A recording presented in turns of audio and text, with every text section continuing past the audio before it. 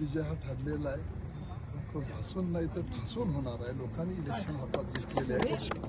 त्यामुळं कोणतीही मशीन आलते मी आलतो या मतदारसंघामध्ये निवडणूक जिंकताना भावनिकच निवडणूक करण्याचा प्रयत्न केला. काम काय 35 वर्षामध्ये किंवा पुढं काय करायचं आहे याचा उल्लेख न झाल्यामुळे लोकांनी ही इलेक्शन हातामध्ये घेतली आहे. आपला आणि विरोधकाचा एकच मुद्दा होता तो MIDCचा.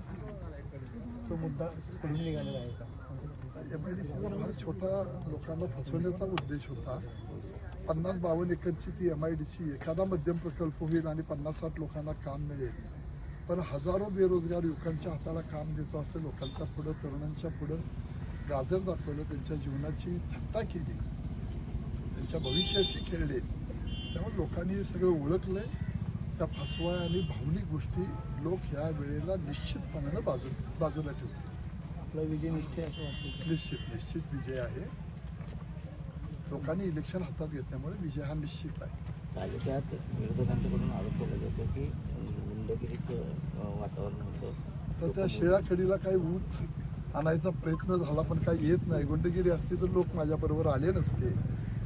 गुंड कुणाचे आहेत, कोण मर्डरमधली माणसं घेऊन फिरतंय, कुणाची बहीण बाहेरनं पैलवान आणून गुंड माणसं मर्डरमधले आरोपी घेऊन फिरतायत, हे सगळे उघड्या डोळ्यानं लोक बघायला लागलेले आहेत. लोकांना हातच्या काकणाला आरसा लागत नाही. तो झाला आणि गेले 5-6 दिवस प्रचंड पैसे वाटण्याचं काम केलं पण आम्ही त्याला अटकाव केला नाही. लोकांचे पैसे थोडेफार का विना लोकांच्याकडे चालले, त्यामुळे आम्ही कुठेही अटकाव केला नाही. प्रचंड पैसे वाटले गेलेले आहेत. त्यामुळे लोकांच्यापर्यंत जाऊ दिले आम्ही. फायदा लोकांचा करून दिलेला आहे. पण विजय तुमचाच होता.